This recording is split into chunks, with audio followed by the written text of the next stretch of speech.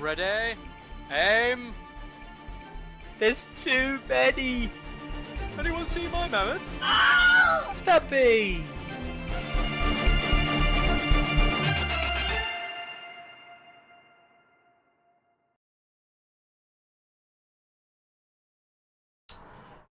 Hello.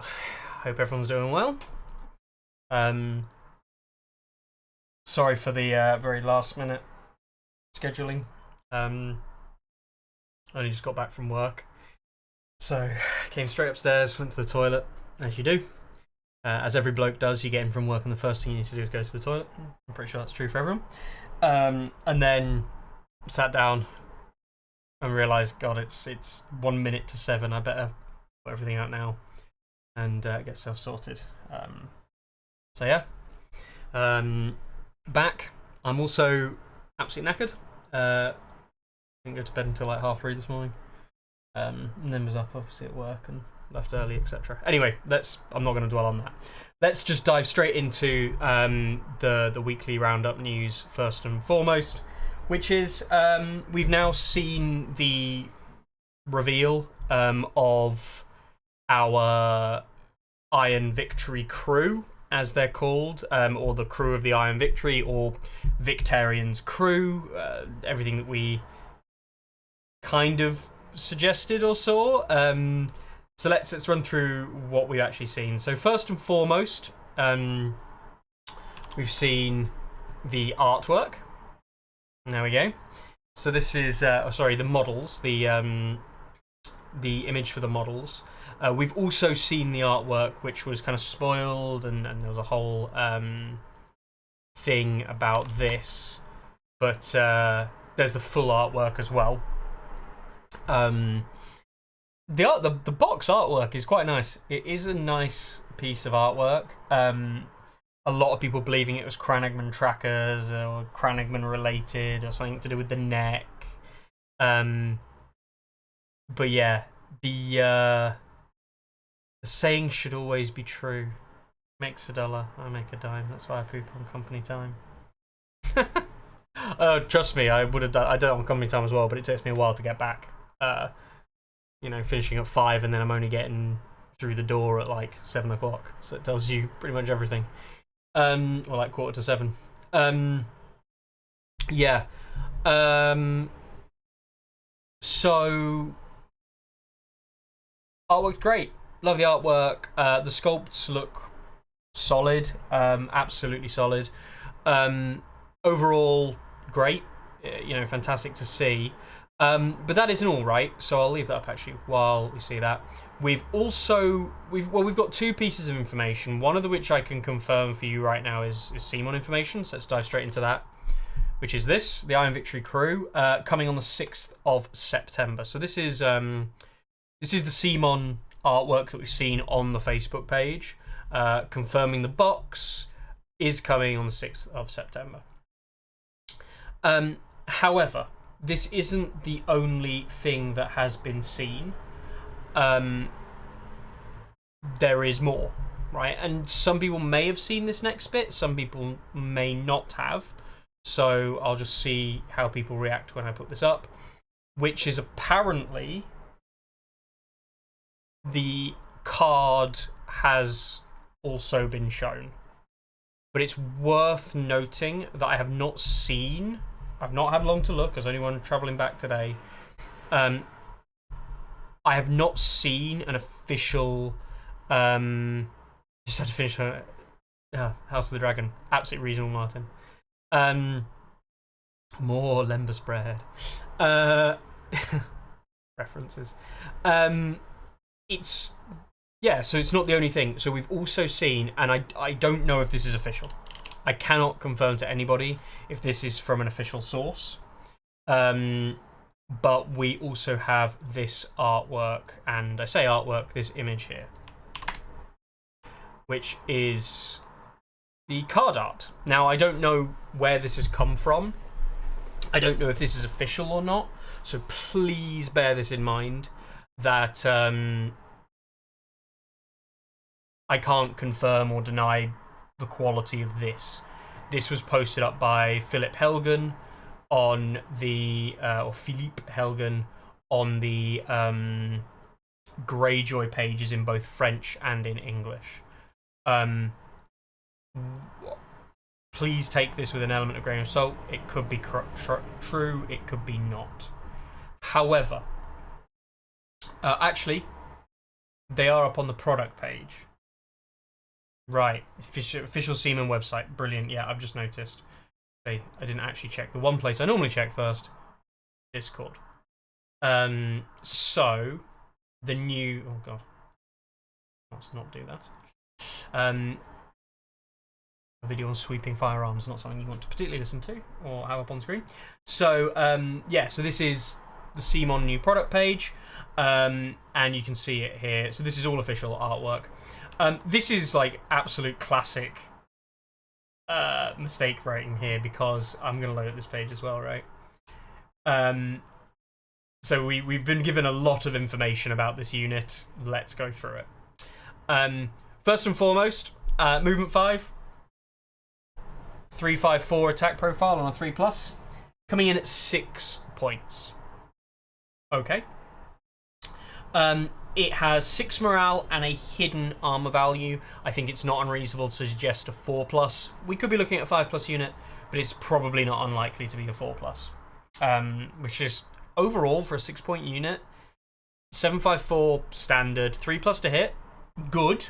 You know, there's still a lot of 6-point units out there with 4+ to hit. 4 armor, 6 morale, very like defensively start Sworn Swords, which is like the standard 5-point. It's always been like the standard for 5 points, but at 6 points is fine. Very much matches your Dune Vipers, your Sunspear Dervishes. 4+, 6+ has become almost like a standardized mid-range 6-point unit defense profile. So, wouldn't surprise me at all there. It then has the Boarding Axe special, attack profile. So, this has got base Sundering, and if it has 2 pillage tokens, when performing attack before rolling die, the defender becomes panicked. So, this is just like a free panic token when you get 2 pillage tokens, which is fine. Sundering and a pillage token, yeah, they don't synergize that well with one another. But the combination of both gives you kind of tools to work against, you know, to put damage through your stronger armor, and also to really force through more panic fails on stuff that has better armor as well. Yes, this isn't, you know, 5+ morale with a panic token is a good. You've actually got a decent chance of failing that now. But what this really is going to excel is, you know, the 6 or 7 morale target units. This is going to start really shredding, because it will get through their armor, and then it will more than likely make them fail the morale test as well. So Ilya says, my guess for the second ability is either +1 morale or +1 defense. So let's go through that second ability.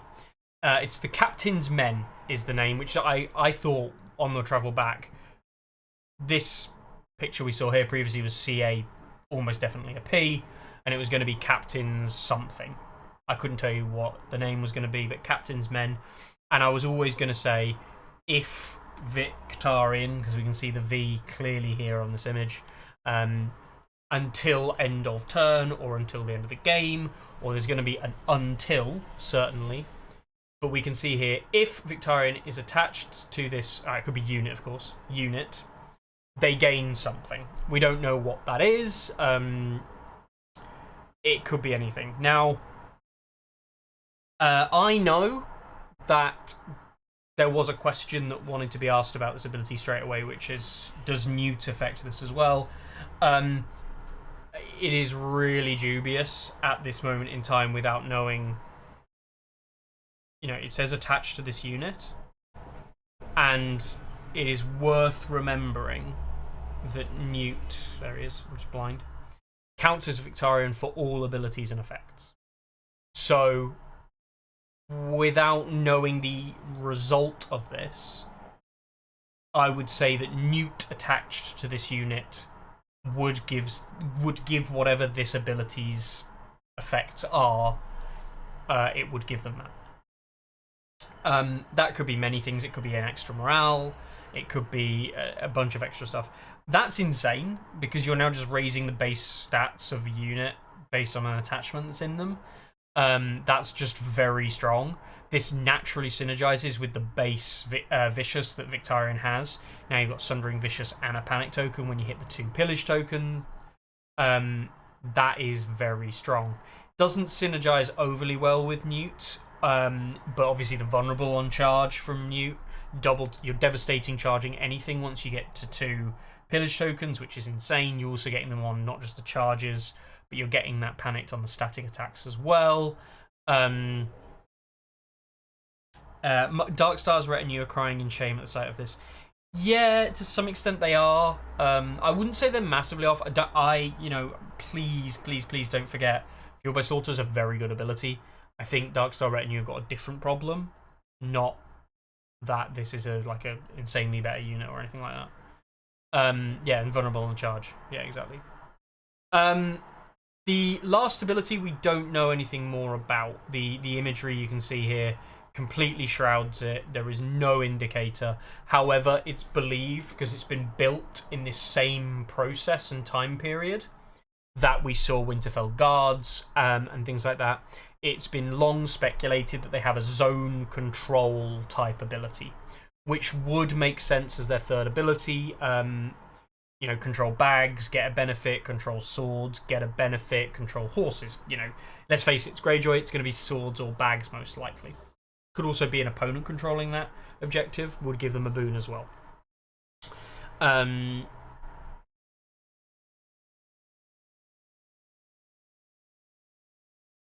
For a 6-point unit, so let's really start to, it's very hard without a confirmed armor value, but I think it would be very safe to say full. I think that's an incredibly safe bet. Let's evaluate it without those 2 abilities. Right, let's ignore Captain's Vassal. We don't know what it does. Not fully.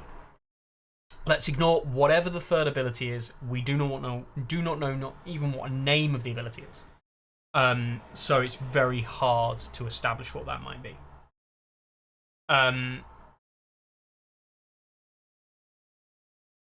Let's go with a few things, right? We can speculate on what that ability might be, based on the core, the lore text we have. But as we know, reading the lore and trying to speculate based on the lore is a massive mistake, and it never usually pays off particularly well. So, 754 3+. That's better than Red Cloaks. 4+, 6+. Same as Red Cloaks. 5 movement. Same as Red Cloaks. Sundering. Better than Red Cloaks. Panic token. Better than Red Cloaks. Red Cloaks get the panic test with the extra ranks, etc., which is just it's unmatched ability. So I'm seeing a lot of similarities outside of that. So it's not, the problem is this isn't probably going to be a hybrid unit. This is a raw melee statted based unit. What's the best thing to compare this to? Berserkers. Berserkers might be kind of like a base unit that these are best suited to compare to. No, Berserkers just they work on a completely different level. I tell you what, actually, they're very similar to old Sentinels, right? Old Baratheon Sentinels are not too dissimilar from this at all. In fact, if we remind ourselves, the only real negative from the old Sentinels was the 4+. Yeah, so Eddard's Honor Guard, not a terrible shout as well. Maybe... Oh, this is a bit of a reach. Are they similar?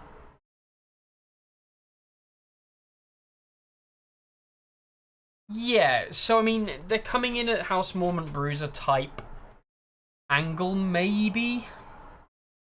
No, I'm not convinced. I mean, you can kind of liken any key. One keyword is one keyword. right? They're all much of a muchness. There are stronger and weaker ones, but like, and Sundering on the grand scheme of things is kind of everywhere. Mountain's Men kind of Dustin, but not really, because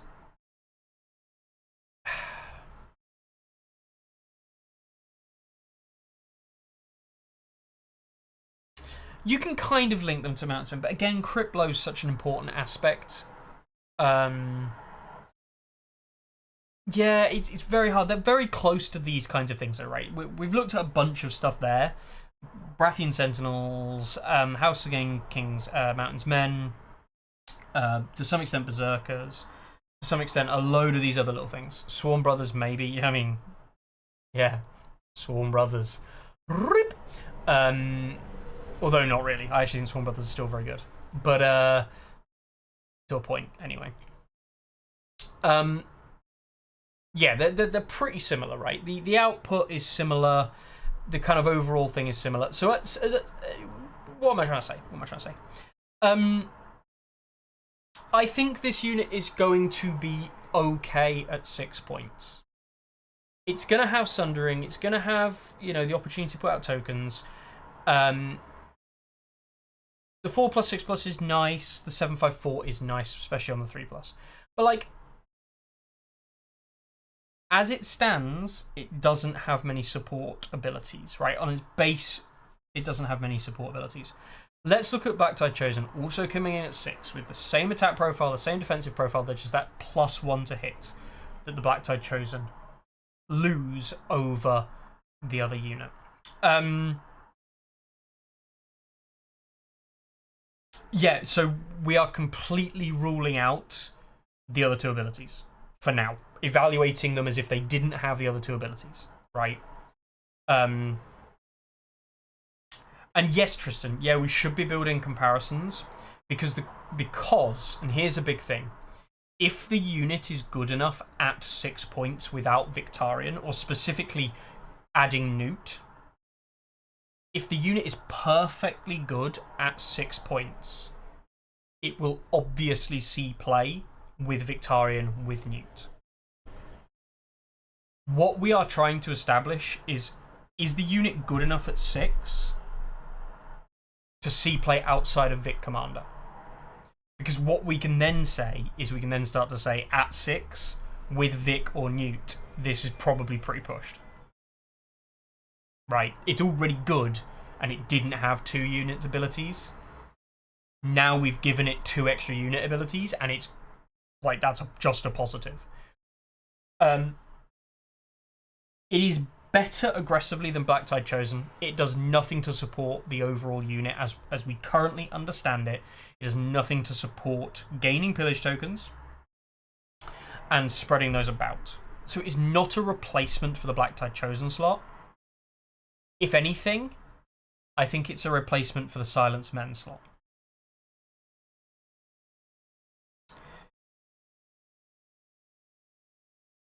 Silence Men are move 6, and that is very, very important. You are dropping a point. That is very important.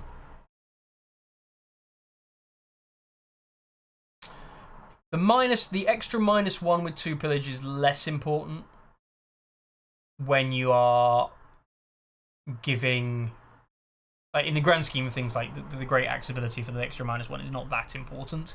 Not saying it's not important, it's very useful actually, but it's not like an important ability. The Silencer's In for me was always the more important of the 2 abilities for Silence Men, and that is still pretty good, but actually that's -1 morale I think is statistically worse for you as the aggressor than a pillage token. Sorry, a panic token. A panic token is statistically better more of the time, I believe. So I really think that for 1 less point you are losing the movement 6. I do think that this unit is comparable in a lot of ways to Silence Men. With Silence Men being the extra point and only really having one benefit, which is the improved attack profile, the improved speed,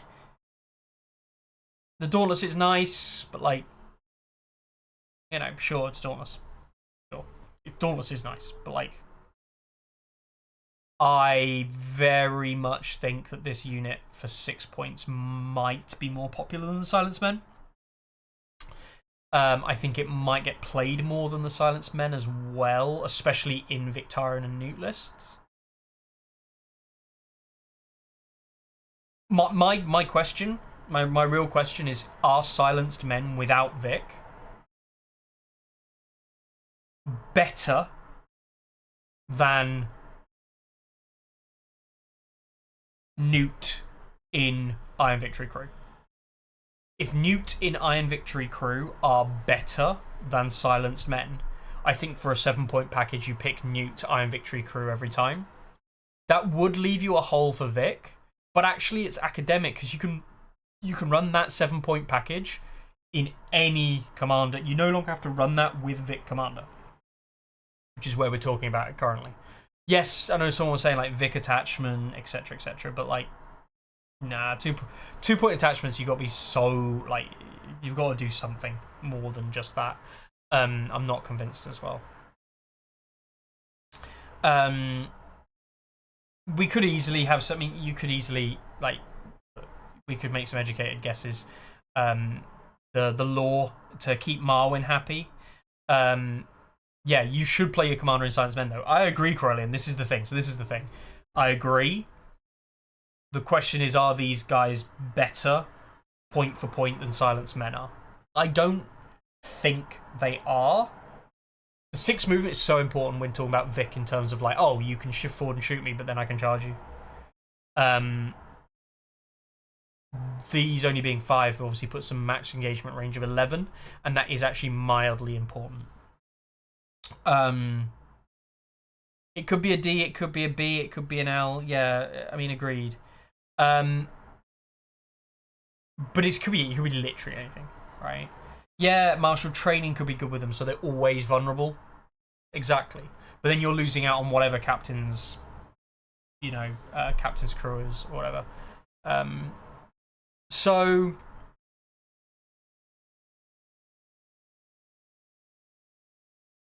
it's very hard to evaluate. I gut feel at the moment is I think these might surpass Silenced Men. My gut feel is I think these might be a bit better than Silenced Men.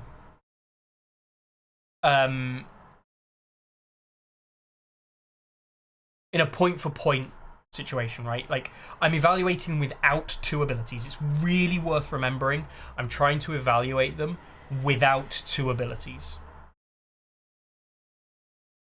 And I think even just their base abilities that we can already see, they are probably just better than Silenced Men at 6 points. Like, if you paid 6 points for Silenced Men and you had to demote Silenced Men and this is what you got, I don't think you're unhappy with that. I actually think you're going, that's cool.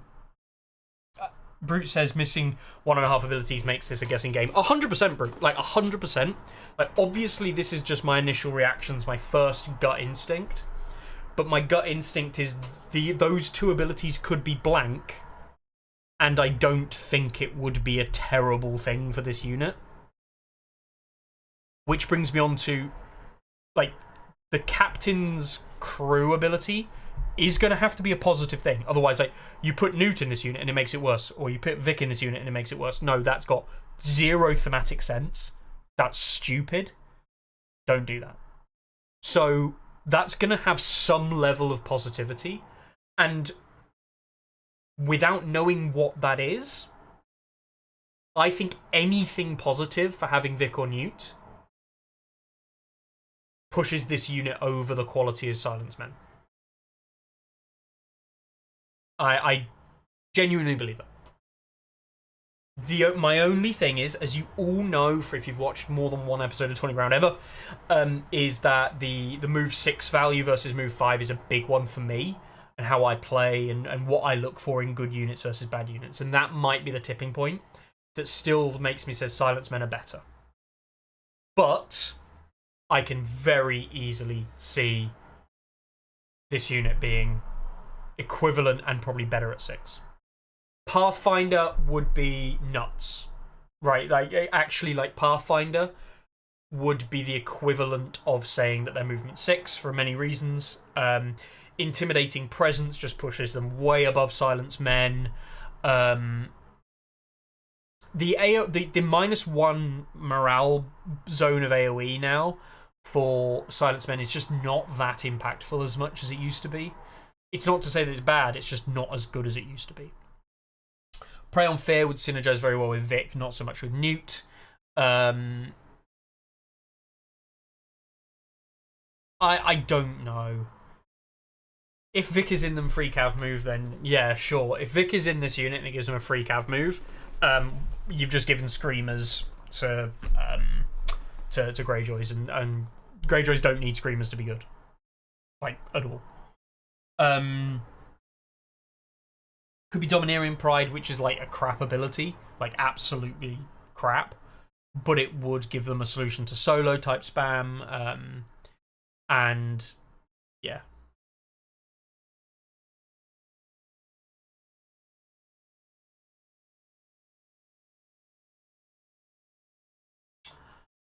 I really think that this unit. There is one thing. There is one thing. The Iron Victory crew. The Iron Victory crew is not a lot of people, right? There is a bit in the lore. The Iron Victory crews are handpicked men, and thus by nature skilled in war and loyal to a fault, and a few in number, and are a hard force to replace or something like that, or are hard to replace.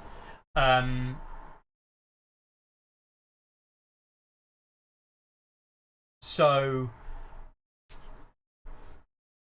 it did make me think they might have a negative, like they can't heal.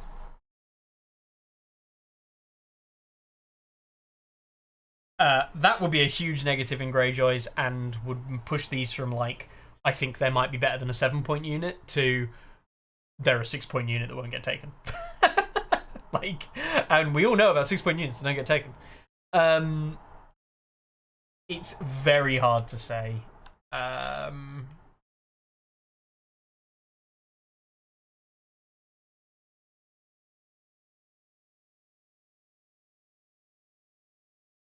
Well, +1 morale, or, you know, -1 wound from failing morale tests, panic tests for Vic and Newt is like, meh, who cares that much? He's alright, but like, who cares that much?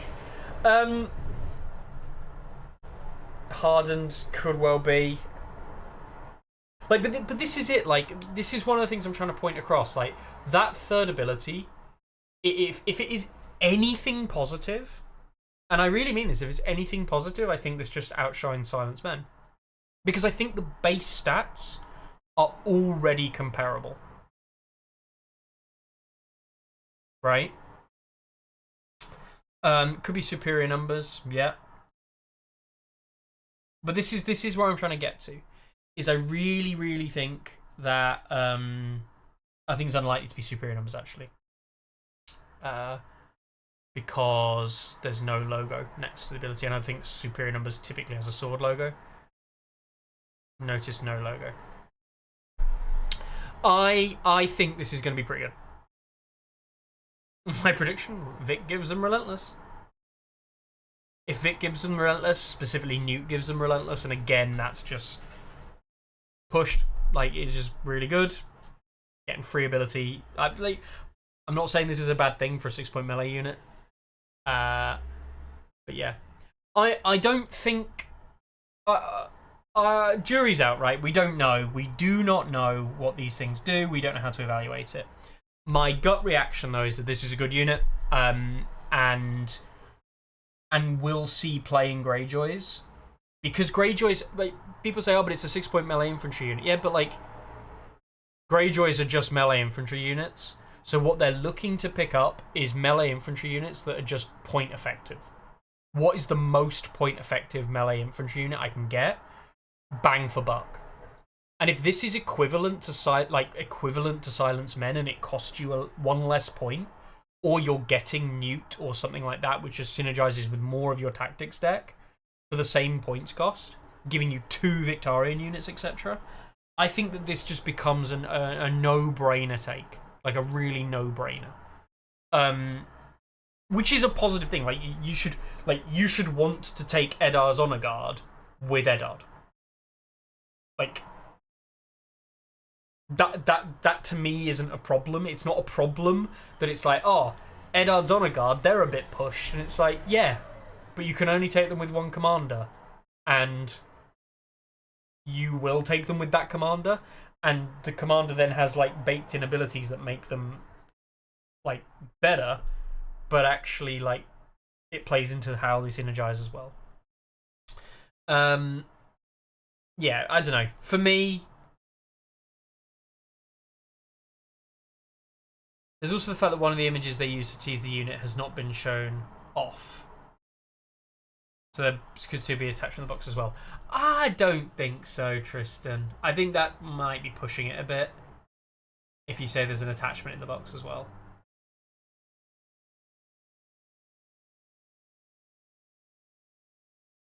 Not saying it couldn't be, but I think you'd be asking a lot. Iron Makers almost don't see any play anymore, and Science Men only because of Giga Sundering. No, I disagree. I think both Iron Makers and Science Men see play. Like, I really do. I don't think they're particularly good, but oh,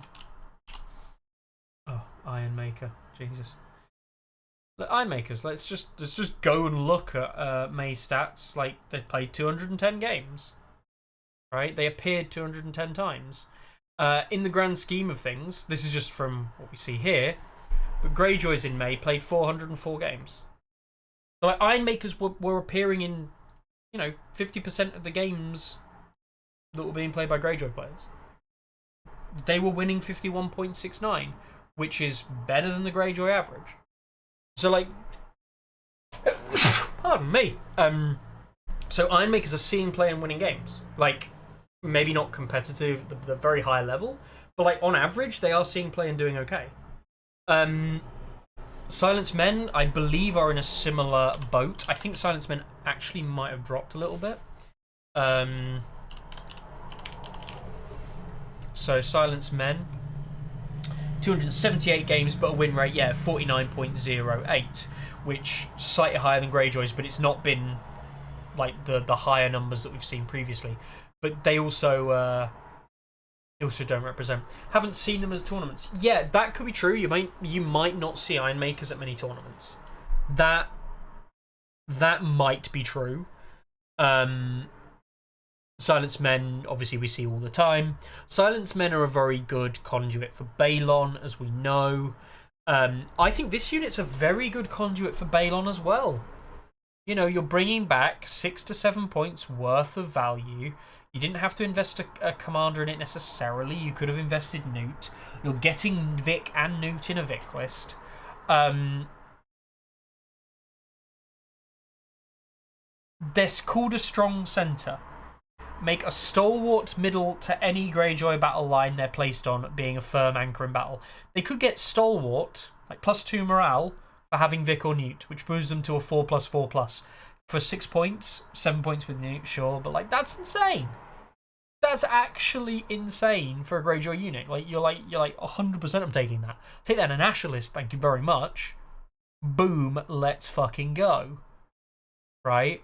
You'll pick that with Divide the Spoil support, etc. Some stuff that generates pillage tokens, and you're just like, let's fucking go.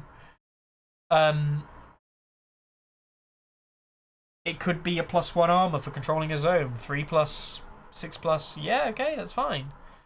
There are no benefits that this unit can get from having anything where I'm like, this unit is bad. Yeah, Unsullied. We put a lot of stock into like order abilities and stuff, and they're good and all, but there's so many ways that people play now to cancel orders. There are very few ways of actually cancelling printed abilities that just work. Like, Hardened. You can't get rid of Hardened unless you've got something that removes abilities. And guess what? If you remove abilities, that also removes orders.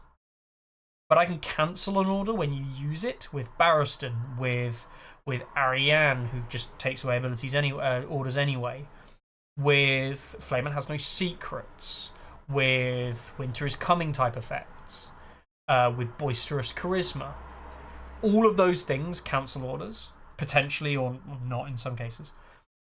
Whereas a lot of those just don't cancel Hardened. Now, Hardened's not as a good ability, sure. But we're talking about a unit that's already like playable at 6 here. I really, really think that the Iron Victory crew, my gut reaction says the Iron Victory crew are playable, probably pretty decent, I would say. No, Corellian feels similar, and Corellian is obviously a very good Greyjoy player, specifically.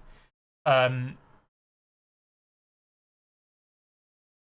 that's my gut reaction. I'll wait and see to give my final verdict. Obviously, when we see the 2 last abilities, they might be pretty good, pretty bad. But I think my gut is that this is a pretty good unit.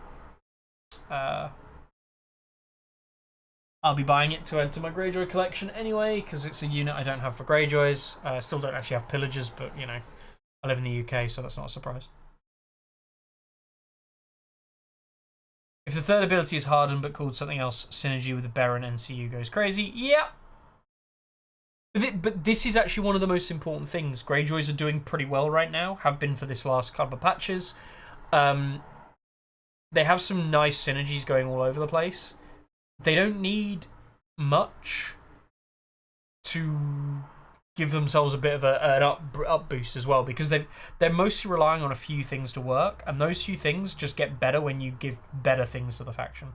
That's not to say that, like, oh, you shouldn't give good things to good factions. That's not at all what I meant. But I can see this unit being pretty good, and coming into an ecosystem that already works. It's pretty refined, but there's space for a 6-point unit that's good. Harlaw Reapers are good. At 6, one of the few good 6-point melee infantry units. Harlaw Reapers are pretty good. I think these are very comparable. And an inside faction, these being comparable in some ways, different slants on the same comparableness, I think is a real positive thing. And it shows that it probably is a good unit. And good evening, Chris. Yeah, so that's 40 minutes on my gut reaction to Iron Victory Crew.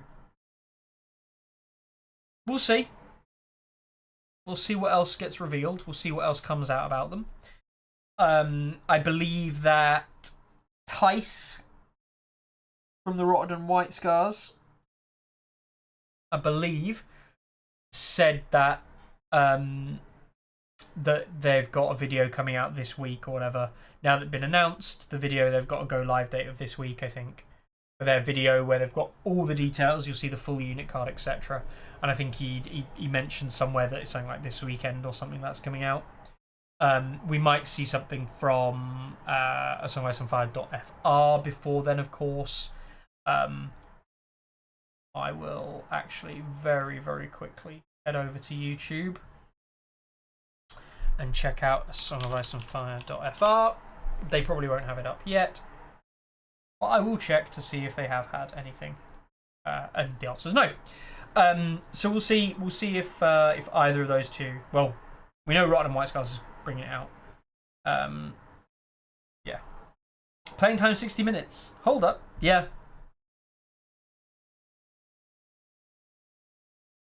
Yep. They've always said that. No one ever plays this game in 60 minutes.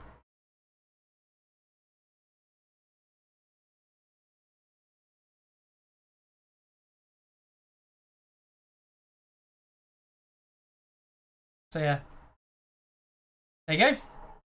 Iron Victory Crew coming to stores near you in a few weeks, well, months' time, right? This is over 2 months worth of notice. This is 6th of September, which is like 65 days or something like that.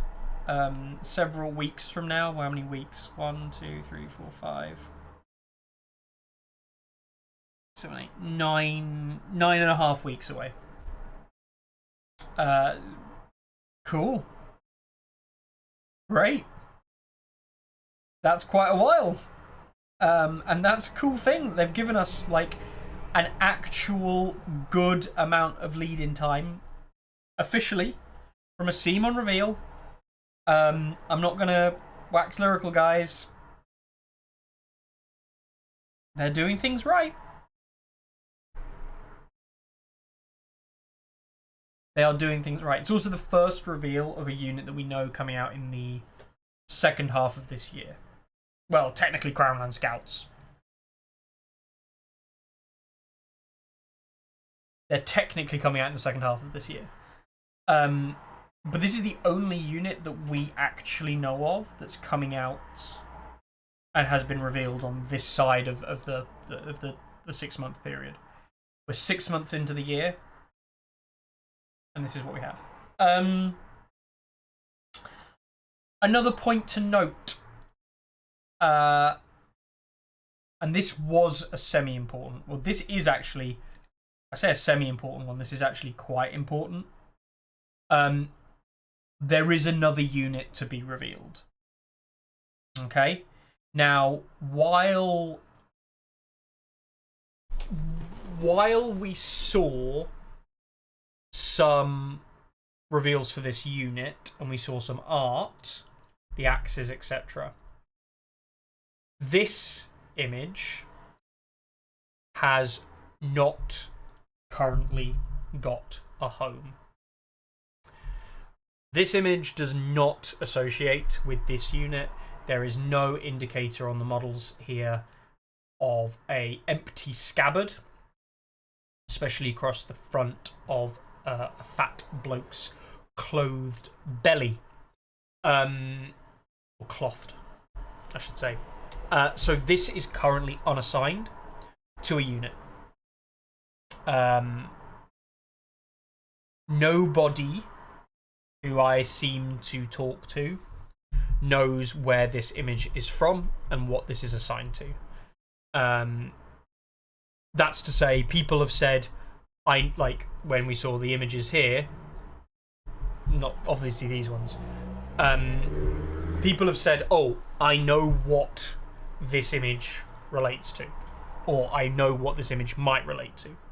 Nobody has said that they know what this relates to. Which either means, people following NDAs, etc., can't say anything about it, which is fine, or it means genuinely people have no idea what this links to at all. So, but even people would say, like, yeah, do you know what this is? People would go either yes, I do know, but I can't say, or no, I have no idea what this is.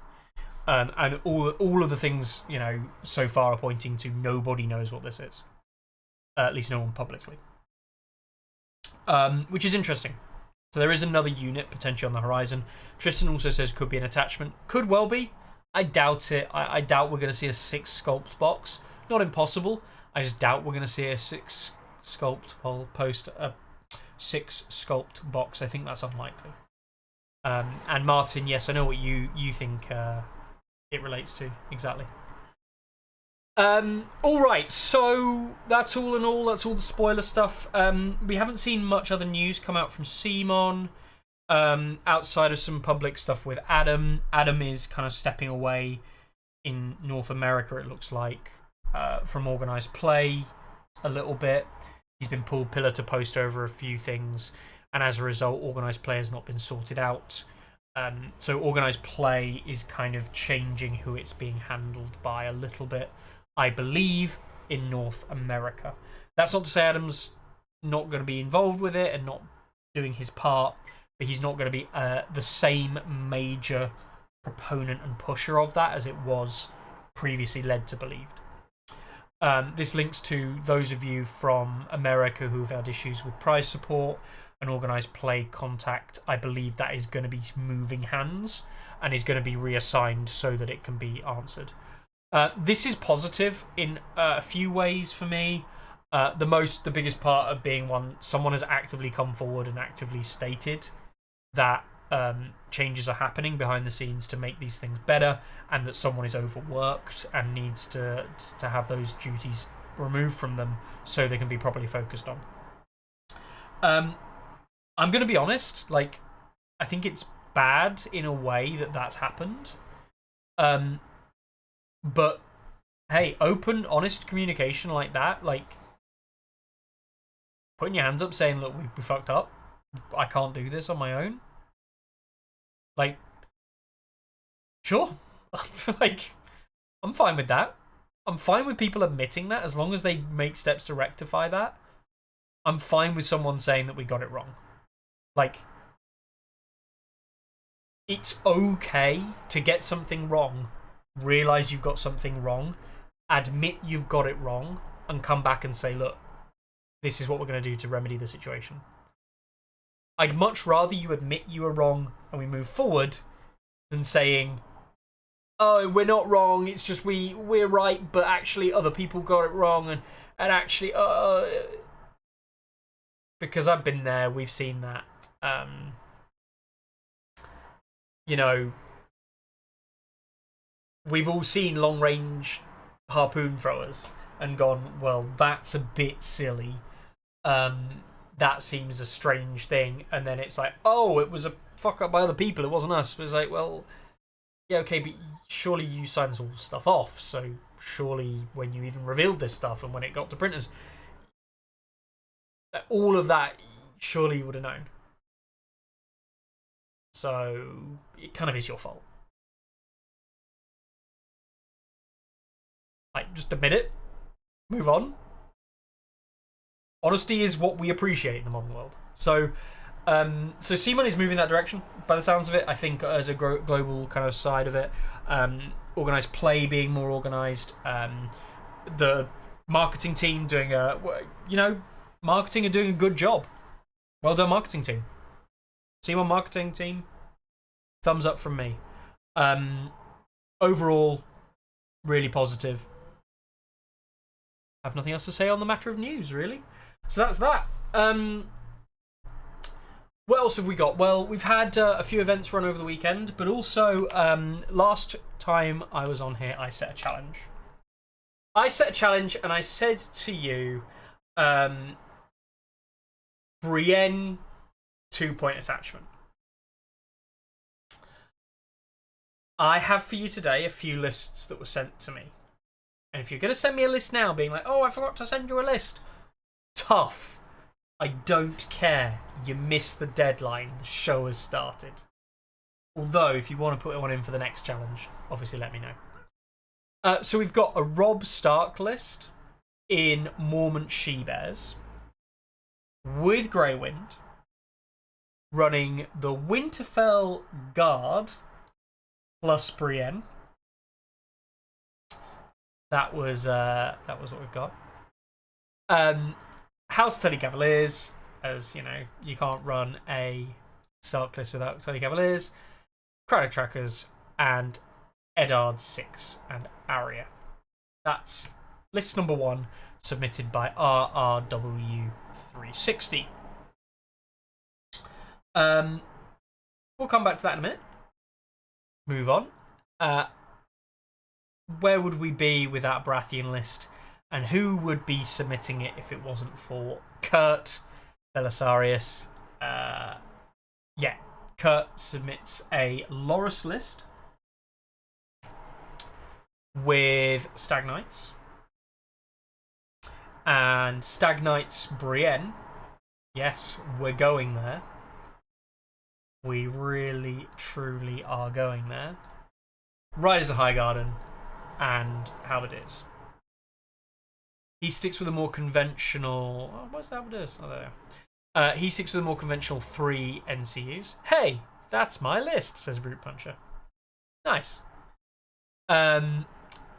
Courtney Penrose, Shira Errol, and Lord Varys. That's Laura Stagnites, Brienne Stagnites, Riders Iregarden, Halberdiers, Penrose, Errol, Varys. So that comes in at list number 2. And then Babbleton submitted a neutral list because it's a neutral attachment. Why wouldn't you just submit a neutral list? With Dario Stormcrow Dervishes, which, you know what? I think that's fine. I like Stormcrow Dervishes. He goes for Hedge Knight's Glory Seeker. Fine. Nothing wrong so far. He then just goes for Stormcrow Mercs with Brienne. And then he goes Stormcrow Archers. Sandor Clegane. He runs that up with, you know, the classic combo. Baelish. Not Vaelish. Varys, Peter, and Shay. I should start calling them Varys, shouldn't I? Vaelish. As in Varys and Baelish together. But yeah, Baelish, Varys, Shay as the NCUs. So here's the 3 lists. First and foremost, let's tackle this one here. This is a fine neutral list by all stretches. Nothing wrong with this at all. I do think this is kind of like just jamming Brienne into the list because, oh, I need a challenge to put Brienne, so I'll just put Brienne in a unit that makes Brienne cheaper. So I just want to, you know, point that out. But when Babylon sent this to me, he also sent it with like a bit of text explaining his decision making. So basically his argument was that the Stormcrow Mercs with Brienne are unlikely to be the first target to be killed. The least dangerous on the field, not the softest as well, probably the least dangerous overall, so they're just less likely to be targeted, right? So the unit should be able to get into a position where it can get into a charge with the 7 dice on 3+ with all the bonuses from Brienne. And then obviously talking about the idea of getting Spores of War on them, potentially with, you know, 2+ to hit, multiple extras, you know, the whole thing. 6 points, pretty okay. Also, 3 of the 4 units benefit from taking the bags.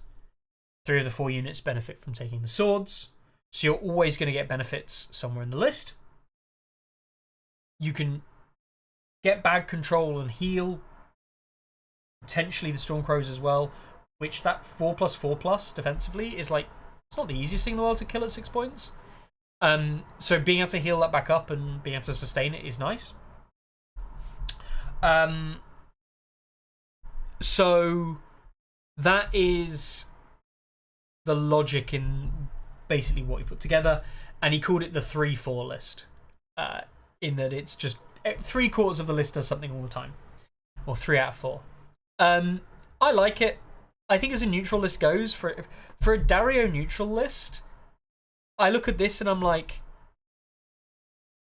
this isn't a bad list. You've added Brienne into the list, and you're using Brienne, which we know is like, Brienne never gets used, right? But like, this is what I call quite a safe list for a Dario list that includes Brienne, and I don't actually hate it. I really don't hate this list, even though it has something in it that I think is like not very good. And it's using a commander I don't think is very good. And overall, like, Stormcrow Archers just always are just a little bit worse than they want to be. But if you're trying to run a non-Bolton neutral list, you're looking at Dario, and you put this on the board, I'd only say it's like, really is probably not far away from a very good list for what it is. And you've included Brienne. So Babylon, like, I think this is fine. Like, I'm not going to say it's amazing. I don't think this is going to win big events. I don't think this is going to carry you anywhere. But like, it fits the brief, and it's a list that I would probably consider playing. Like, that to me is a good list. Like, that's a perfectly good list. So well done. Well done, Babylon, for that. Let's look at Kurt's Baratheon list. I hate it. I hate it because everything's melee, first and foremost. Everything's melee, and everything just wants to go YOLO and get kills and stuff like that. This is a list that I hate playing. I hate trying to play a list like this because I just think it's awful to try and play. I think it's so easy as an opponent to work out how to... If I have the right counters in place with my list pair, this will just absolutely not go anywhere. I can just put blocks in the way and slow you down and make you miserable, and your day is just miserable. You just don't have another out. You have blocks of melee infantry that hit freaking hard, and that's it. That being said, this is not a list you want to be able to kill. You're not going to be able to kill this list easily. You have to have very specific tools in mind. You have to have list archetype builds in mind. You have to have play styles in mind. So, like, I don't think this is a bad list. I really don't. What I would say is I think this is not better than lists of this type that Baratheons are already running. So for me, unfortunately, Kurt, while I appreciate the list and I like what you've done, it feels like you've gone... You know, I really feel like you've taken an existing Baratheon list and just kind of tried to screw Brienne in. And you have. And I think the list is fine. But I'm not excited to play this on the field. You know, for me, this just loses out on that kind of like, I want to play it. I'm interested in it. It's carried by all the other things in the list. Brienne doesn't stand out as an extra addition. So, while Babylon's list, for me, yeah, sure, you're neutrals, you're limited by a lot of things. I'm like 7 or 8 out of 10 because I feel like it fits like a good style and theme.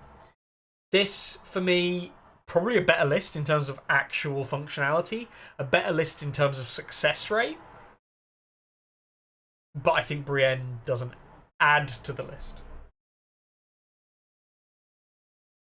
So, probably like 6 out of 10 for the list. However, 9 out of 10 in terms of performance, it probably performs better than the other list.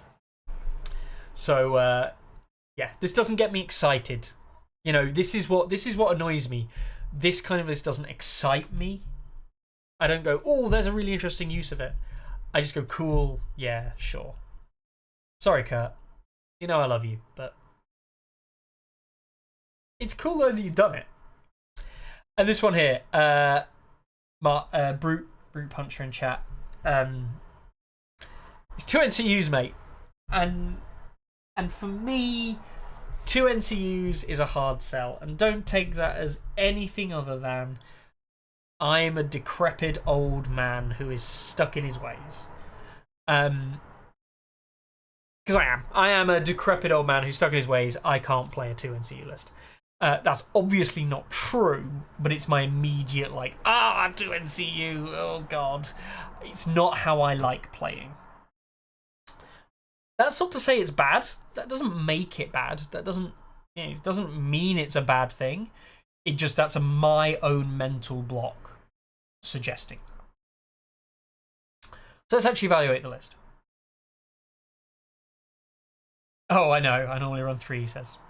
Absolutely fair. Tully Cavalier. Okay. Crown and Trackers. Okay, cool. Arya. Fine. Eddard 6. Fine. Grey Wind. Obviously with the Robb Stark. Cool. Yeah, makes sense. She-Bears with Robb. Okay. I can see it working. I'm surprised we don't see kind of like the Crown Bog Devils, but we don't have the point. I'm surprised we don't see Berserkers but we kind of get the plus side from the House Tully Cavaliers with the Warcry, pass the morale test, heal 1. Like, yeah, cool, okay, fine. Winterfell Guard Brienne.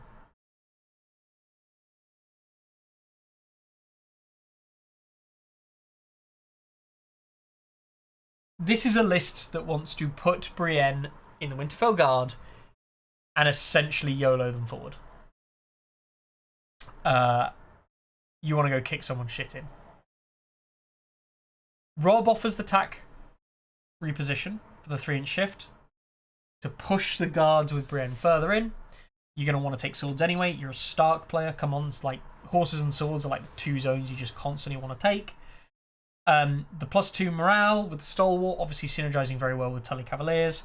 I fully understand why you've gone for this.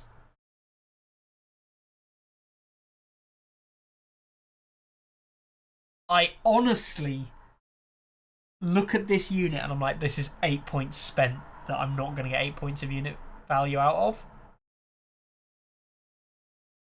But at the same time, I want to see someone run this and prove me wrong. Because I actually don't hate this. I really don't. I don't hate this because I can kind of see a game plan. I can kind of see how I would want this to work. I can see what wants to be achieved. My biggest issue is it's a 7 activation list with 2 NCUs. And the sad truth. As an opponent,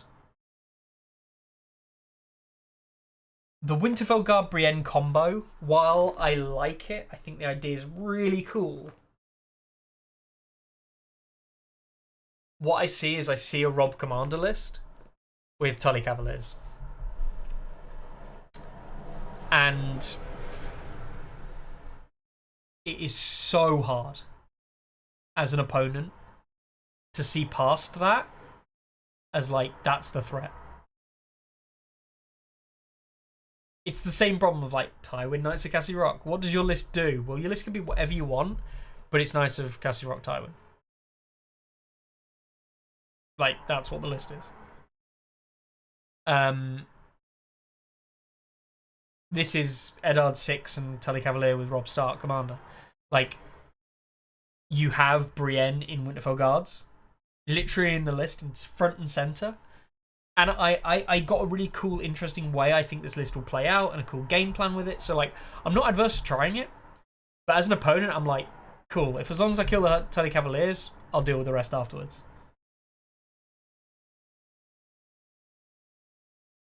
And that is just the effect that some units have on list building. And the funny thing is, I don't even think you're wrong for including them. Like, you're not wrong for that. I'm wrong for thinking like that. But it is the most prevalent thing that I can think of. Like, it is just the only thing I consider. So, I'm not adverse to this. This has a lot. So, Warden says, I don't see how Rob does anything for the... It's the tack repo, the 3-inch shift. I don't play Starks, so I was mostly planning for movement shenanigans with a few units that can hit hard. You know what? For someone who doesn't play Starks, this is not really a terrible idea. Like if you were playing Starks, and this was your first foray into Starks, and you picked up and played this list, I actually really don't think that this is a terrible list to play. Brienne in the middle, target whatever the fuck is on the opposite side of the middle, and go and take that middle objective and go, you are not getting this. And the really cool thing about this list, which I do like, is you can then go, oh, I have the middle objective now. But you know what's really cool? It's really cool if I push you off another objective, or even away from wherever you are. So Brienne and the Winterfell Guards can keep going. They can just go, we're going to keep moving off the middle objective and we're going to keep coming at you. And Grey Wind just slots in behind, takes the objectives, boom. House Tully Cavaliers on one flank with the Crown Wind's support. Oh, you're vulnerable. Oh, you've just been hit by Tully Cavaliers. Oh, you're dead. And as a tank unit, the Tully Cavalier unit, obviously, and the Brienne unit, both amazing tanks. And Rob in the middle providing support with panic tokens, with some vulnerable tokens. Not a shoddy unit on its own. I could easily see this playing a 3 or 5 objective game mode and having like an actual game plan. I just lose out on that third NCU. I would go a long way trying to save points in this list. Taking that third NCU, and there's 4 points wrapped up in an 8-point unit there. And the Mormont She-Bears. And those would be what I lose first. Or Eddard 6. And I feel that all of those changes lose the theme of the list, strength of the list, the game plan of the list, and also moves it away from what the challenge is. And unfortunately, I think all of those changes make it stronger. So, I'm going to give this an 8. 8 out of 10. 8 out of 10. I think it's cool what you've got. I think it's interesting. I'm not adverse to giving this a try, and I think if you're a Stark player, my challenge to you is try this. Try this list out if you hadn't considered it before. See how it goes. You want to play the Brienne as an aggressive mid taker into a push. You know, push the enemy off the point, push your enemy into their deployment zone, off whatever it is that they've got. Keep pushing. Use Rob and the Tully Cavaliers to support that with the trackers to kill. It's a very proactive, very aggressive list. Try it out, see how it goes.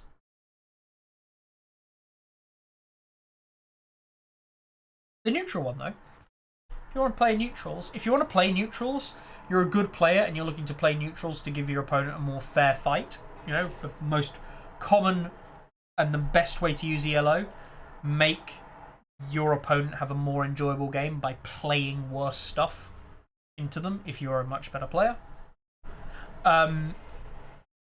This is a really good list to run down a local store against a newer player where everything's got a defined role. You've got an obvious cavalry unit, you've got an obviously infantry unit, you've got an obvious archer unit, and then you've got this cool little 6-point kind of semi-tank, semi-dangerous unit. And there's loads of attachments. Go for it. Those are the 3 lists I got. And I will say this. All 3 lists I looked at and went, oh, that's cool. Kurt's the least. You know, I admit Kurt's was the least when I went, oh, that's cool. Because I didn't get that feeling. This is not a list I want to try, particularly. That's partially just me, so don't take that personally, Kurt. This is a list I'd try. I'd play this neutral list. I would actually probably try this. I'm interested in this because I think Winterfell Guard are alright.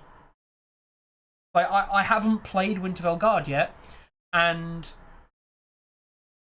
this might be a way of me being able to put them on the table and playing a list that I don't think's super trash. So, yeah. That was the challenge I set out last time, and I think there's some cool stuff there. So if you're interested in running Brienne attachment in a list, or you want to try any of these lists out, let me know in the comments. Send me a message on Discord. Let me know in the next episode of Tourney Ground if you've tried them out. Send me game links. I tried it out. This is what happened. Give me a little game breakdown if you want. Tell me how it went. Right? I want to hear if any of these 3 lists did you well. And my challenge to you is run Brienne. Right? If you're a good player, especially, try something different. I'm fed up with people doing the same things all the time. Try this. If I get consistent people coming to me, trying these things out, I will start a little bit of a competition. Anybody who plays these lists sends me a little kind of game review, who they played against, game result on stats. If you can send me a little write-up, doesn't have to be a massive thing, but a little kind of like what you thought about the list, if you'd make a change, if it was good or not, did you enjoy it? Anyone who does that, if we get a few come in, I will enter you into some form of prize draw later on in the year. And I will just say, look, you sent me this stuff. One random person will win something. Look, I haven't decided what that is yet. I haven't decided how that will work, when the cutoff will be. But if it's popular, that is something I'll probably do. And I might put something like a promo model up for grabs, or a unit box of choice, or even just a ticket to an event paid for. You know, even if it's something like I can talk to Carlo and potentially sort out an invitational ticket, get an invite to this because you're someone who's tried things out. I'll find something. There's always something.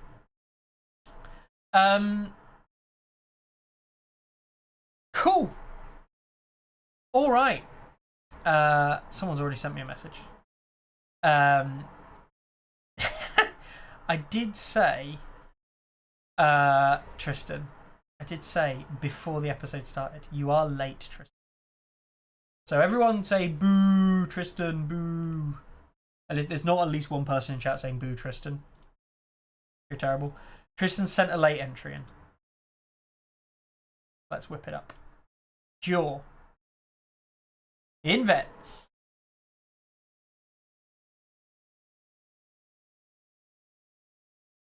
Vanguard. And Cody. The chili man himself.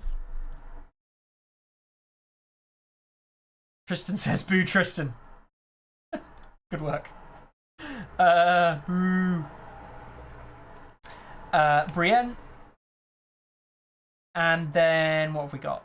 Amon, Malister, Noi. Okie dokie. Amon. Amon.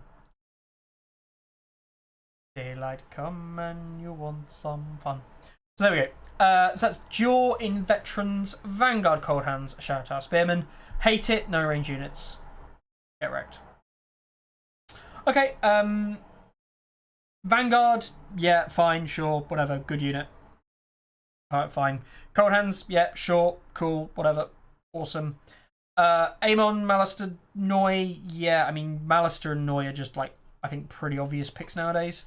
Amon, certainly not a bad pick at all. So that leaves with the Veterans Jaw. I think it's a bit of a nothing unit myself. I don't like it massively. Very retaliatory unit. Not overly dangerous aggressively. It's fine. I don't know what else you'd put Jaw in, because ultimately Jaw in Shadow Tower Spearman might be the right answer. You know what? Jaw in Crossbowman might not be terrible.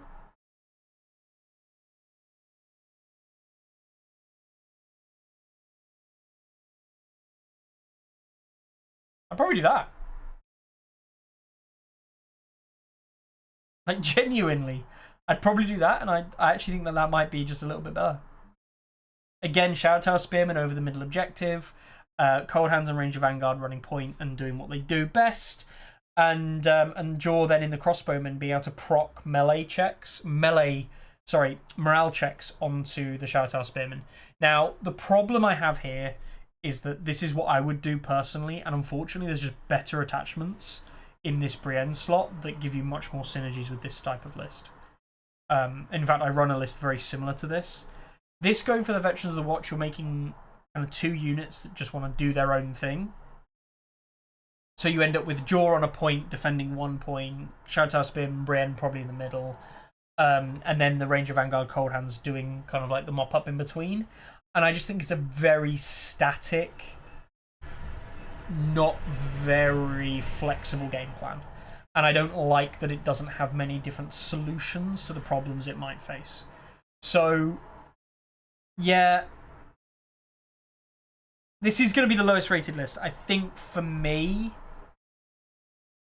probably just like a 4 or 5. Probably a 5 out of 10 for me. I think like the crossbowman change kind of solidifies that Brienne just doesn't really work in this style. Because I think like Alistair, in that same slot, you could have Alistair for a point, freeing up a point elsewhere in the list to take something like a Watch Marshal on the Vanguard.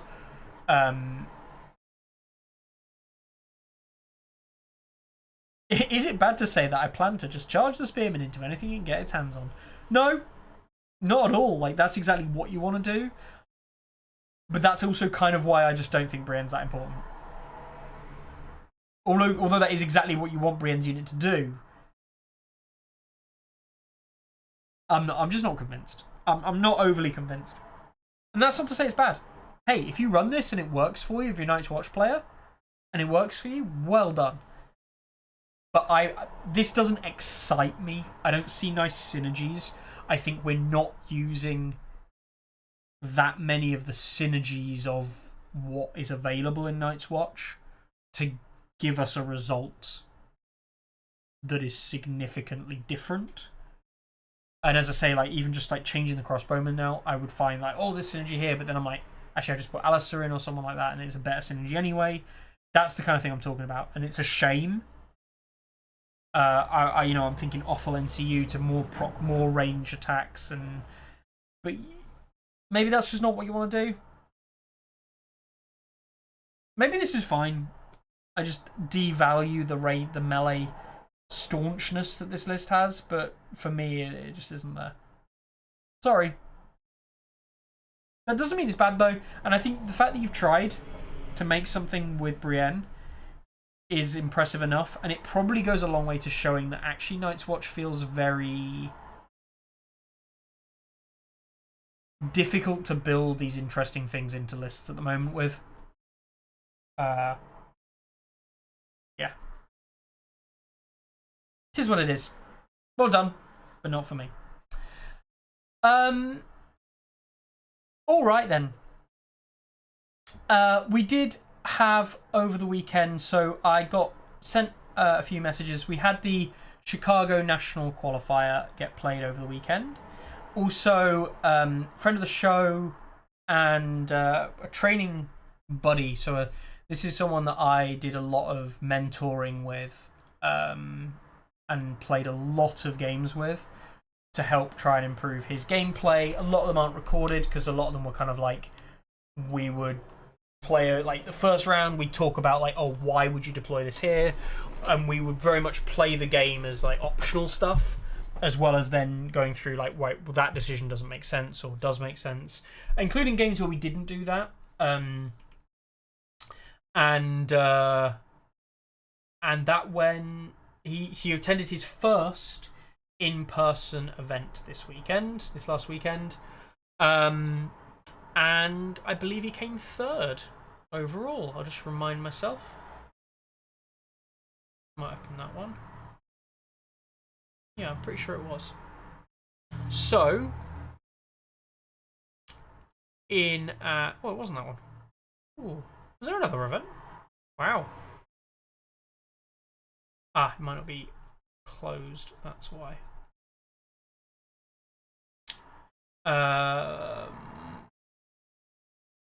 Battle in the Back Swamp, I think it was.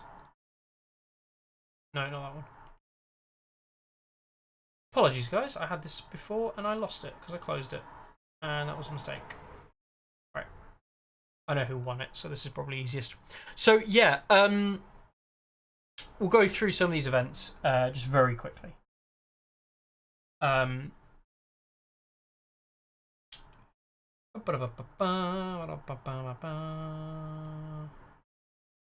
Wasn't this one?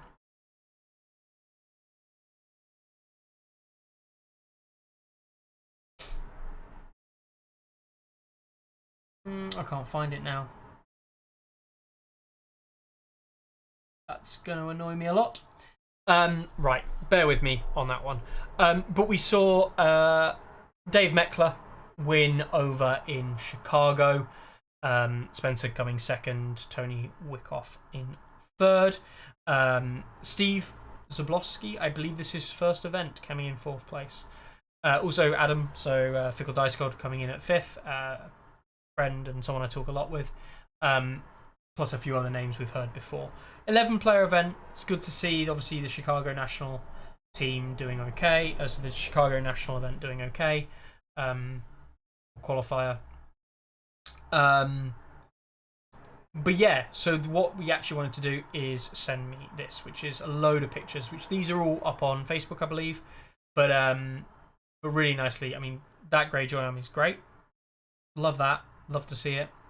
There's a Martell army. This is a Dave Meckler special. For those of you who've never seen a Dave Meckler special, you're about to feast your eyes on a Dave Meckler special. That is his Martell army that we've seen a few times, I believe. With the display board, with all the you know, the similarities in the units, etc. The stands, everything, you know, love it. Like, it looks great when he puts it out like that. And credit where credit's due. Like, Dave does blow the water out with these types of things. So kudos, Dave. You know, well done, mate. Love that. We also saw these, and I really like these, by the way. This is a Bolton army, and I think that's awesome. I think this is Spencer's Bolton army.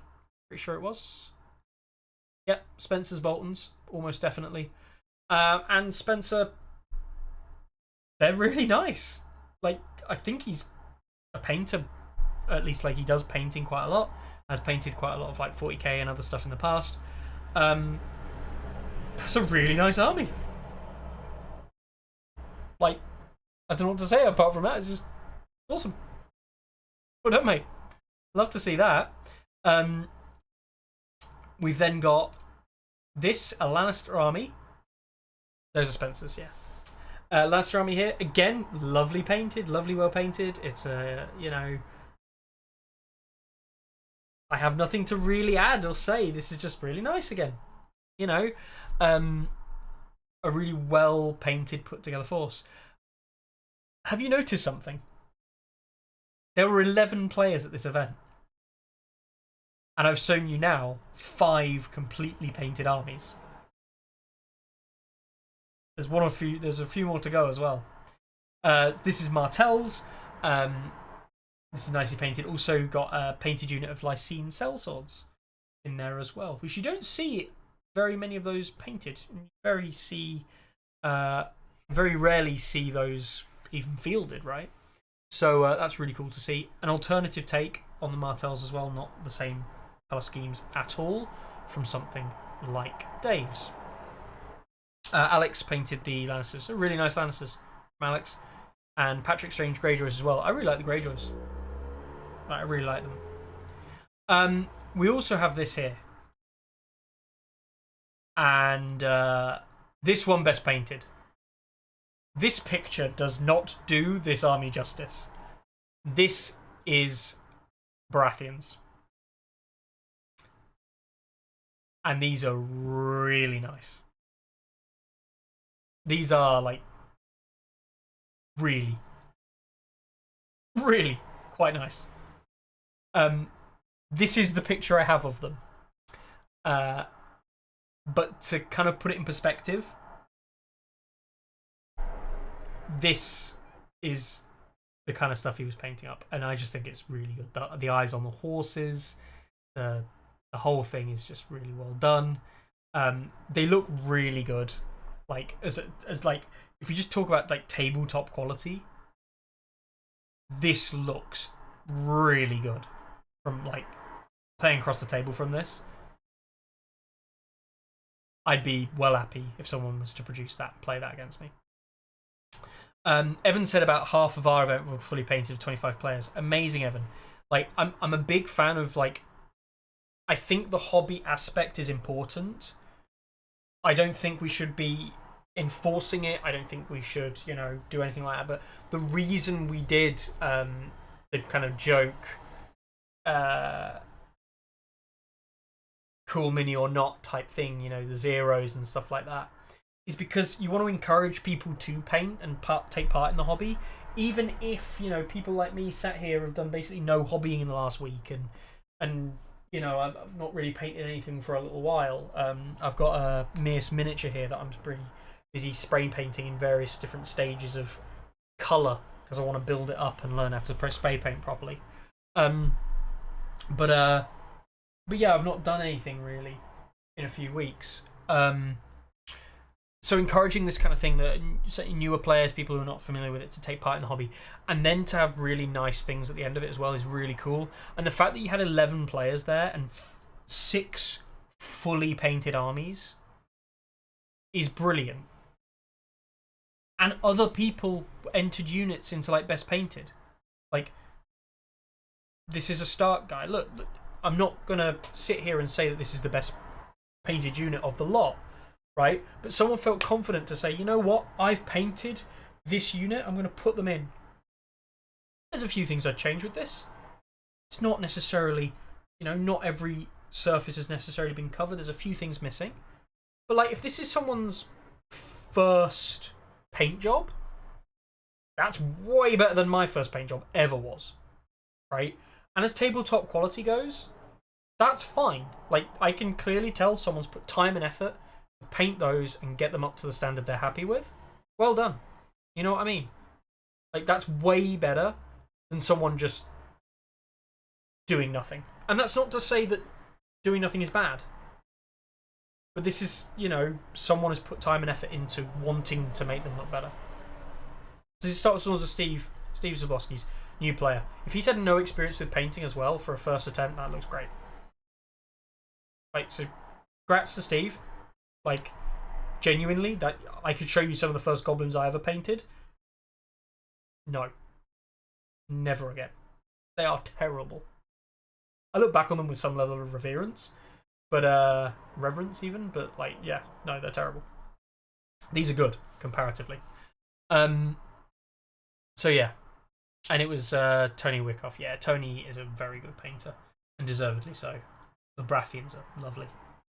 I'd love to see some better pictures of this. But yeah, well done. Well done, honestly. And the players at the event there.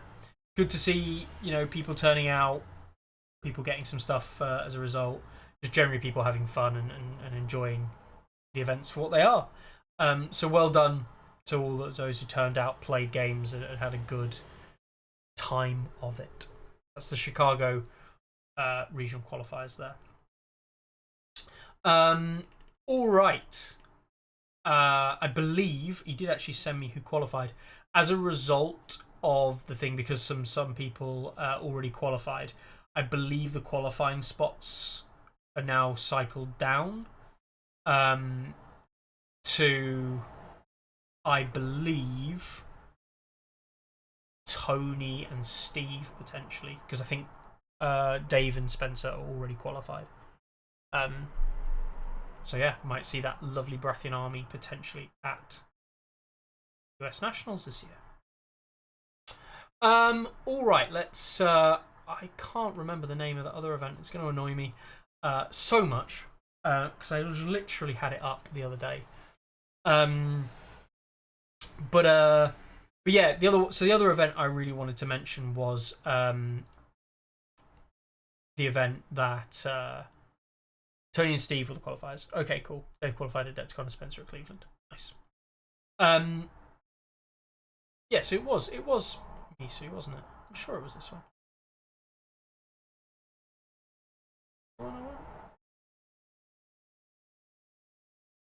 I can't remember if this is it.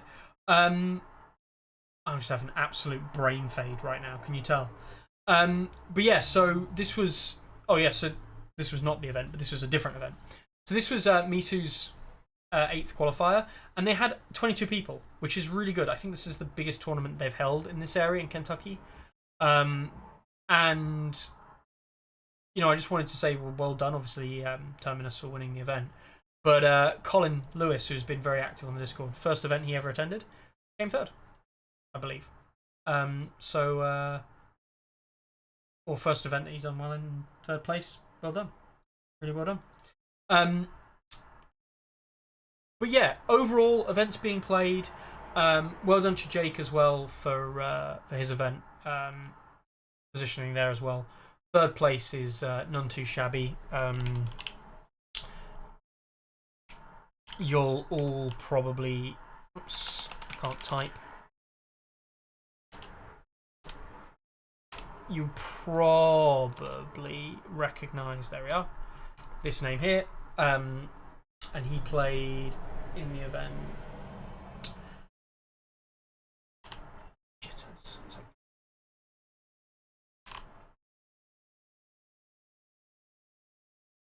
Brilliant, that was 29th. Champions, it was on the 29th. Can't remember who won this event, but yeah, he came third with his Baratheons as well. Yeah, it was this one. Nice. Nice. Someone winning the event with double Daenerys Targaryen, and Jake there coming in third place with Baratheons, only losing out to a Baratheon player that he actually did better than over the weekend. So yeah, I think he lost to Brandon. So yeah, it's good to see events though, and people sending me messages saying, "Oh, this is what happened. This is how well I did." It's really nice to see and really nice to hear. Those are just, a lot of those small events, 22-player events. It's really good to hear from events, see pictures from events, and seeing that people are playing the game, and hear that people are enjoying themselves. Let's have a quick stop by and look at the ratings. Oh look, Greyjoys are top. Baratheons in at number 2. Free Folk not a nosedive at all. Free Folk dropping down to 7 points nearly. Bit of a downturn for Free Folk players. Greyjoys on a bit of an upswing, starting to break away from the pack, but not really. They probably won't sustain it. Targs are up there. Targs are shit. Targs are shit. Targs are shit. Targs are now like third best faction in the game. Whatever. Targ based deck is terrible. I keep hearing. Martell, who have been sat at the top for a while, sinking down to 6th place. Only at -2, but really, it's all, the whole game is just, there are good things and bad things, and it changed. The rankings change now so often with who's doing what and who's where. Except Boltons are always worse, and neutrals are better than Boltons. Night's Watch and Lannister typically sit at the bottom end. The rest move around a fair bit. Like, the game is in a really good spot, balanced. There's no real kind of concerning stuff outside of, we know Bolton sucks ass. I played a game with Bolton. I shouldn't have played a game with Bolton. They suck ass. They just have no way of getting out the hole when it generates, or when it happens. So yeah, that's all I really wanted to say today, guys. It's an hour and a half in. We'll see the Rotten White Scars probably doing their unit reveal later this week. We'll be back to discuss, obviously, the quality of that. What is the target? What's my challenge for you this week? So we did Brienne last week. Oh, I know. I would like you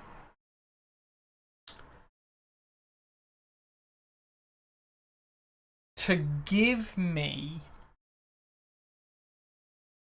Why don't we? Yeah, okay, give me a list. Because we talked about them earlier, that uses Lysine sellswords to the best of their ability. I think there's really good opportunities in Night's Watch, in Starks. Try and push the boat out, something really inventive. If it's inventive enough and you make me go, oh, that's really cool, and I like the idea, then I might even play it. Last week it was Brienne, this week it's Lysine sellswords. Game sucks, boring, Night's Watch, bad deck, game sucks. Yeah, exactly, Evan. Game sucks, bad deck. Yeah, I mean, Night's Watch has a bit of a worse time of it all than compared to other people, but like, even then, the game is fairly balanced. It's in a good spot. Enjoy playing the game. Play it for what it is. Enjoy it for what it is. I'm not playing the game much. You guys go and enjoy it for me. Use some of the cool lists that we brought up today. Fab. Awesome. Lycian Sellswords, there's your challenge. Kurt, do something a bit more inventive this time. Night's Watch are never going to get a new unit. Well, maybe they will. You'll never know. Check out next time in the exciting new episode of Tourney Rounds. No. I have no information on a Night's Watch unit. Don't you worry. Let's have a little look at what kind of stuff we can expect for the next few weeks. We've got events in Germany. I'm not going to try and mention those. Event in Greece, in Athens. Nice. Russia. Romania. Romanians nationals. Only a 12 player. Have a look. 12 players and one of them's an Hungarian. That's cool though.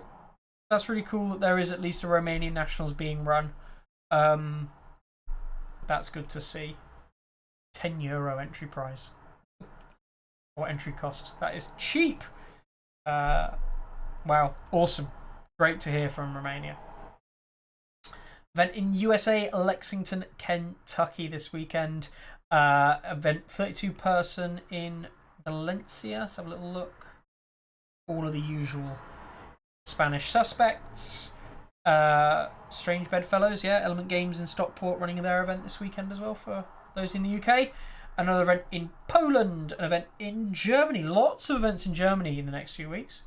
This is going not this week, but the week after. Russia again. Germany again. The Canadian Open is next, not this weekend.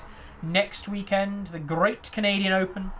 Run by Ariakas, among others, arranging that and running that. I'm really looking forward to see this. This is the big Canadian get-together. Really hoping to see that goes off and we get an awesome showing there. Bunch of US regional qualifiers in both MD. Oh, I'm not sure about MD. Maryland? Maryland Baltimore, yes. Maryland qualifiers, as well as CT Connecticut qualifiers, or New England. CT is New England, Connecticut, though, right? You're in the New England qualifiers in CT. Am I just talking out my arse? No, I'm right. Okay. Yeah, New England, Connecticut. So watch out for those regional qualifiers next weekend for US Nationals. The Alaska National Qualifier running next weekend, not this weekend, next weekend as well. A Veterans Game Fest in Clovis, California. Awesome. Celebrating Veterans Day, I believe. An event in Russia, another one. Another event in Spain and Poland. Germany again, that's a league. And that's all after that as well. So lots of different events running across the world. Lots of different things happening. US regional qualifiers all heating up and getting played now, qualifying for US Nationals. Still don't know if I'm going to US Nationals later this year. I have annual leave to take. I can book a plane. I can definitely come. I'm sure Evan is either going to put me up or I'll get a hotel this time. Maybe, I don't know. So I am potentially going to be coming back to the US, but I haven't decided where I'm going to at all. I don't even know when the next event I'm playing is. I'm a bit lost at the moment. I don't really know what I'm doing. Super busy with work stuff and getting loads of white hairs from stress. So yeah. Wife and I are planning on travelling a lot to play these events. We're both new and unsure if these qualifiers have more to do than just the tourney itself. Joey, very good question. I'm glad you mentioned that, Joey. Most of these events will just be the events. They'll just be the tournament themselves. It is cool that you want to travel to play in events. That is awesome. The qualifiers themselves will often just be events held in local game stores. The weekend, there's usually not other things going on around the event and the tournament itself. In the US, certainly, Joey, if you're a US player, which it sounds like you probably are, your US qualifiers are probably more or less just game days, one-off events, one-day events, game day events for the tournament. meeting the community, getting out to meet the other players in the community, very important, Joey. Fully recommend you do that, so you get to go to more events, see more players that you know at events, etc., etc. Bigger events, national level events, they are mostly big tournaments and mostly just the tournaments, but there are other things going on at them as well. There's usually prize entry things, as well as, you know, meeting the community. The community tries to celebrate the game as much as it can in these events. And what you'll see is usually people hang out. There's a lot of social gathering stuff, people talking, you know, about the game, doing other stuff as well. But yeah, a lot of events are usually just events. We're not talking about conventions, which seems to be like what you're alluding to, with the likes of Atlantic City Open, which is connected to the Atlantic City Open event. LVO, which is massively connected to the huge convention that is LVO. That's a massive tournament game event. Gen Con was also associated with Gen Con and the convention there. There are very few. There are quite a few actually in America, but there are very few elsewhere that are connected to like cons and convention events, where there's other things to do as well on the day. Definitely start traveling to the one in your region, your state, potentially. I think that is cool, just to turn out, go and play in an event. And any local events, you know, get yourself along to those. But I can't say that they have lots of other things extra going on. Some places do run side events, especially over 2 days. I know that some of the stuff in California, West Coast Bannerman has done. But yeah, LVO, Adepticon, and ACO, they're probably the biggest three we've had. We've done a local in New Hampshire so far. Cool. Yeah, I mean, Joey, that's great. Honestly, mate, that's great. New Hampshire, I don't know that many players in New Hampshire myself. That's not to say there aren't any. I just can't think of anyone that I know in the area. But yeah, it's really good to see you obviously playing. And yeah, don't be afraid to travel to some of the bigger ones. LVO, I've never been, but like if you get the opportunity to go to a Las Vegas Open, it's apparently always an absolute blast. Adepticon is a blast as well. Get yourself along. Adepticon's like brilliant every year. I hear good things from Adepticon and LVO. ACO Atlantic City also gets good reviews, although relatively small tournament. I'm trying to think.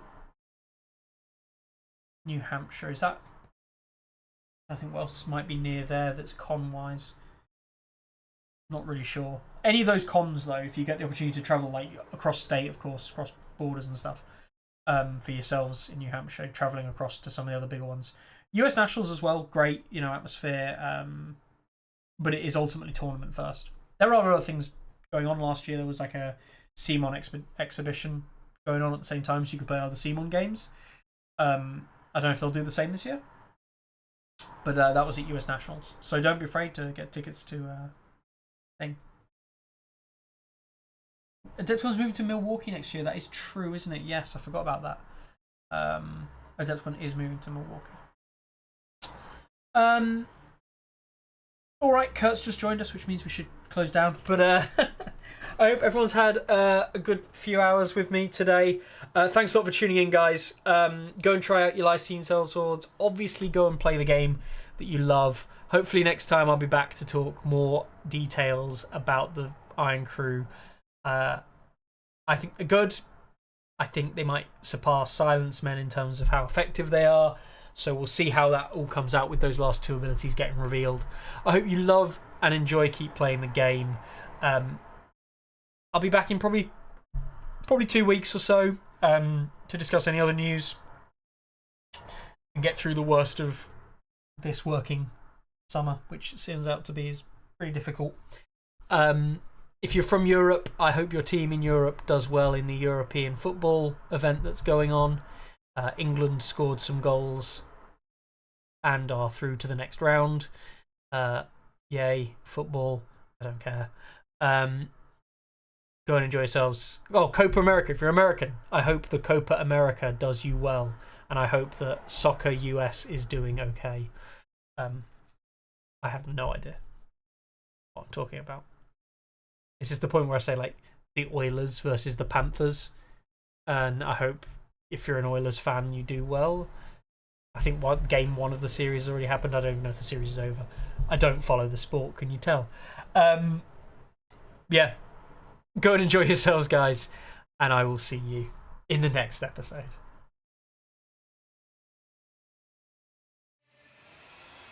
Ready? Aim! There's too many! Anyone see my mammoth? Stubby!